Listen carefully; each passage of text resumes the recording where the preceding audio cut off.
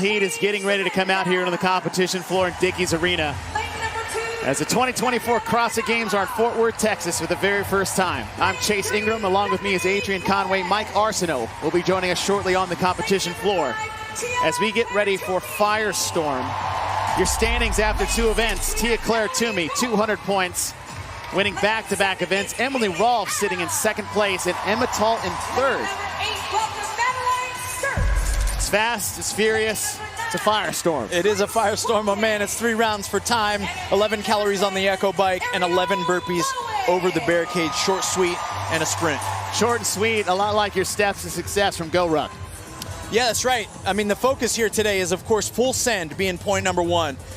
We've seen this in earlier heats where if you lay on the gas pedal too much, it's too much too soon. So you got to hit it just right. But it's definitely something that you got to approach as a sprint. And then jump focus, which means that you've got to clear the space. That 12x9 ballistic block there, that's a much higher jump than it looks on TV, folks. Lane assignments for your 4th and final heat of event number 3. Lane number 4. Let's go down to Mike Arsenault with more on Emma Tall. Thank you, Chase. Emma Tall, currently in 3rd position, is not starting this event. Again, for the 2024 CrossFit Games, that doesn't mean she has withdrawn from the competition. She has the ability, if she wants, to return for a later event, but right now, she is not taking the floor here for event number 3. We've seen it a bunch, but we know one athlete is on the floor. It's Ariel Lowen. We talked yesterday to Justin Kotler, to Ariel Lowen, to Danny Spiegel. A few athletes were out and about. She was one that was questioning coming out to compete today. Didn't know she had it in her, but here she is representing her home state of Texas, and she's ready to put on a show for the folks that came out to support today. Stand by. 4th and final heat underway. Firestorm, individual event number 3. 3 minutes and 11 seconds, .20, set by Alex Kazan in heat number 2.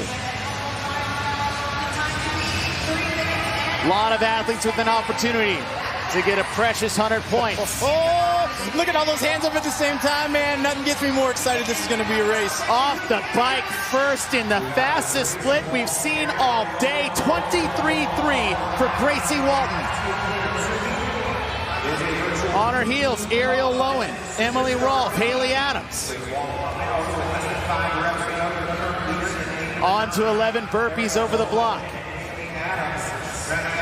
Gracie Walton, hand in the air. Last rep to the bike. Time split, 26.7.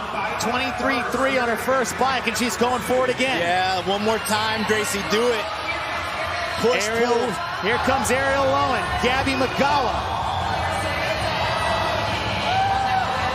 Gabby Magawa out here. Sitting in 7th overall, 4th last year at the CrossFit Games. Walton's done. Magawa had the fastest burpees in the last round with 22 seconds. Gracie Walton, 29.6, 6 seconds slower than the first round. And Adrian, as you said, the weight falls here. Yep. This is where that 90-second mark, it's kind of like an invisible line, but you start to feel it physically. It's like the gorilla comes and jumps on your back in this moment, and do you have the fortitude to fight through it? Did Gracie give herself enough room to make her way to the finish still in the lead? Gabby Magawa had the fastest split. She's in lane number 3 on the left side of your screen, and I think she's just moved herself closer to 2nd place, but just above her, you have Bethany Flores. But can Gracie Walton hold on? Gracie Walton, back-to-back fastest bike splits. 23.3 round 1, 29.6 round 2. Nobody's been able to match her pace yet.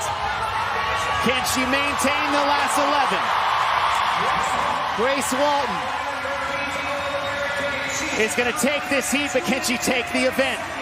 Time in the upper left corner of your screen, 24:20:40.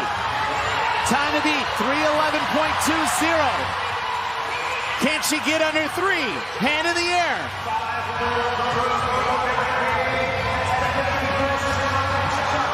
Lift those legs, Grace.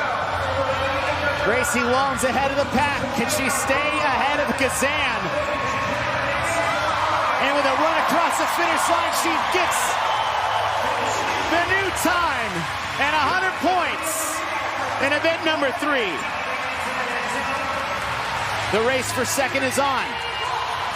Bethany Flores, Emily Rolfe, Haley Adams. Oh my goodness.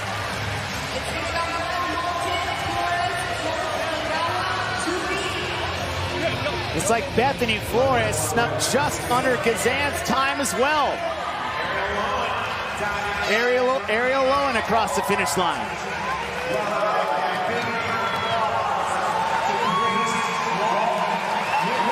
We were curious if anybody was going to try it.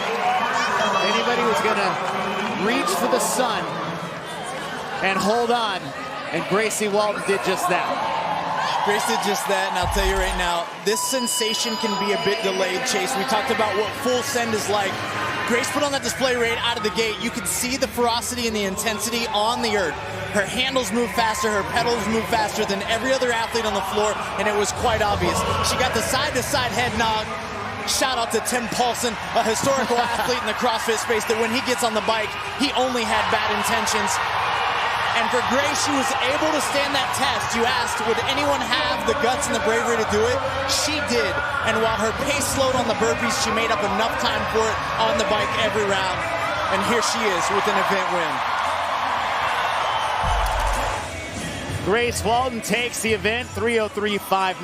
Bethany Flores gets in second place. And Alex Kazan's time, good enough for top 3.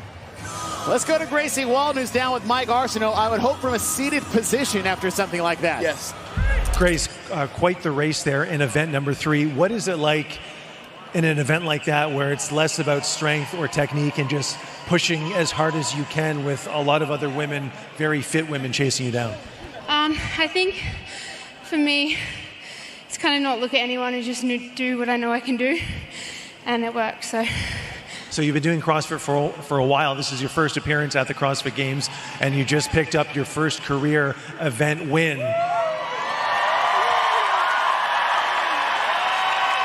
When you perhaps pictured this moment when you were training at home, did it meet those expectations? Definitely.